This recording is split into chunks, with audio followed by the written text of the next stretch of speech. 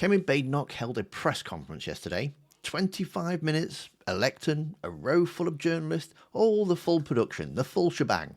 She told the country that the Prime Minister is a liar and that he is a national disgrace, that his position is untenable and that he must go. Tremendous stuff. Someone pushed that appointment through. The Prime Minister is now asking us to believe that ostrous. He is taking the public for fools.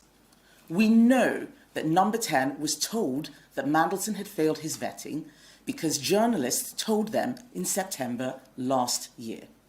This leaves us with two possibilities. Either the Prime Minister is lying, or he is so incompetent that he is unfit to run the country. Either way, his position is untenable. Then ITV asked what she was actually going to do about it.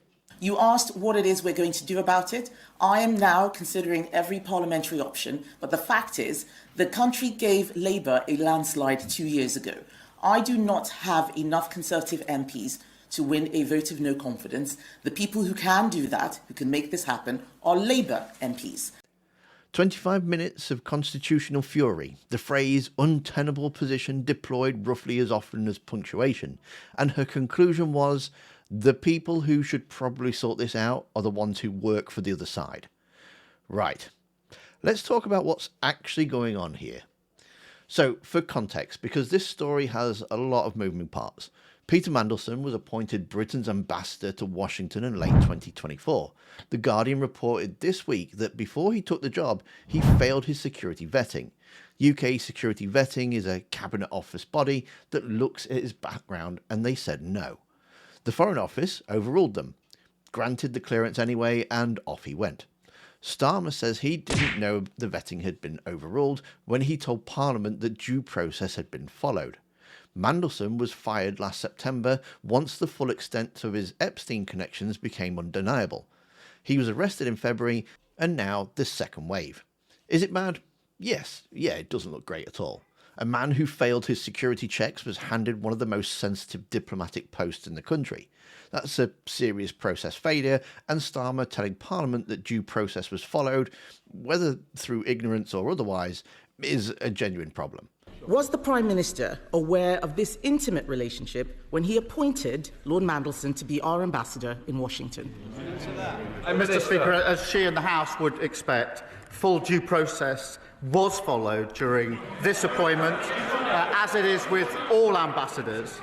The ambassador has repeatedly expressed his deep regret. He is right to do so. He's now playing an important part in the US-UK relationship. There are real questions here that deserve real answers. But the problem isn't the questions.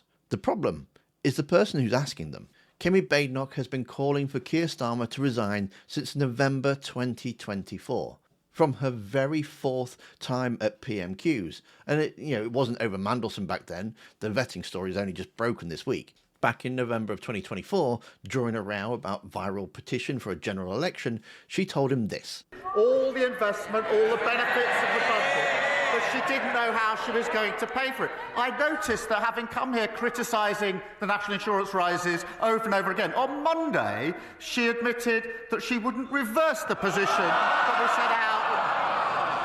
Meanwhile, her science minister was saying he was going energetically to do the opposite. They really haven't got a clue what they're doing. Mr. Speaker, if he wants to know what Conservatives would do, he should resign and find out. Until then...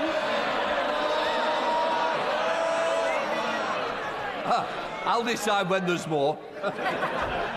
That's the resignation demand in its natural habitat. It's just a punchline, a rhetorical flex that she reaches for whenever the topic happens to be. And now she wants us to treat the same call, dressed up in a 25-minute press conference, as something that's quantitatively different, as a principle rather than a habit. He has run out of people to sack. He has run out of places to hide. He has run out of authority. The buck stops with him. His position is untenable, and he must go. Okay, fine. Let's take the principle seriously and see how she holds up against it. Here's what Badenoch said about Boris Johnson when she became Conservative leader. About what went wrong with Boris Johnson. Was it honesty? Well, you will remember that I resigned during the Boris Johnson government. I thought he was a great Prime Minister, but there were some serious issues which were not being resolved. Were the public wrong to be upset about Partygate? You say it was overblown. No, they were not wrong to be upset about Partygate. The problem was that we should not have criminalised everyday activities the way that we did. People going out for walks, all of them having fixed penalty notices. That was what ended up, creating a trap for Boris Johnson. But wasn't the problem that people in government didn't obey the rules? Yes, that's right. People in government didn't obey the rules, but they were not MPs. They were often staffers, and I think that the way that we had created those regulations ended up entrapping... The Prime Minister and the Chancellor both got fines. It wasn't just people who worked for them. Indeed, but as we saw with those events, when people see the full story of what actually happened, they understand that things were created, problems were created because of the way that we had created the regulations. But if... Overblown. People sat alone through the worst moments of their lives because the rules said they had to. They said goodbye to parents and partners through windows or phone screens, or even not at all. Missed funerals, missed last conversations, because the Prime Minister's government had written the rules and they followed them, while he was in the garden with wine. And she said it was overblown. She stayed in his government throughout all of that, only resigned over Chris Pincher, and when she finally had the platform to reflect on it, with nothing left to lose, she sat there and said the public anger was excessive, the fines were a mistake, and that he was a great Prime Minister. I thought he was a great Prime Minister. Now, with that on the record, let's talk about Evgeny Lebedev. And I know how this sounds, but stick with me because this isn't whataboutery, and I want to be precise about why it's not. I'm not saying that Mandelson's vetting failure doesn't matter, or that Starmer gets a free pass because someone else did something worse. He absolutely doesn't, and the questions about what he knew and when he knew him are legitimate and they do need answering. What I'm saying is that Kemi Badenoch has personally, publicly staked out a position on the man at the centre of this comparison, and that position makes her the last person in Westminster with the standing to be running this particular argument. So, Evgeny Lebedev. Boris Johnson nominated Lebedev for a peerage in 2020. Lebedev is a Russian-born newspaper owner, the Evening Standard, the Independent, and the son of Alexander Lebedev, a former KGB officer who was stationed in London throughout the 80s and the 90s. There's an old line in intelligence circles where there's no such thing as an ex-Russian spy. You're either active or you're dead. Make of that what you will. The House of Lords Appointments Commission looked at the nomination and, based on the intelligence from MI5 and MI6, flagged significant potential risks. The security services red flagged it. HOLAC's chairman wrote to the Prime Minister directly. Johnson had been attending vodka and caviar parties at the Lebedev family home for years. He visited Evgeny at his properties 2 days after he was rejected the nomination, and then he pushed it through. By November of 2020, Evgeny Lebedev was Baron Lebedev of Hampton and Siberia. The Siberia bit is real, that's actually his title, and a sitting member of the House of Lords.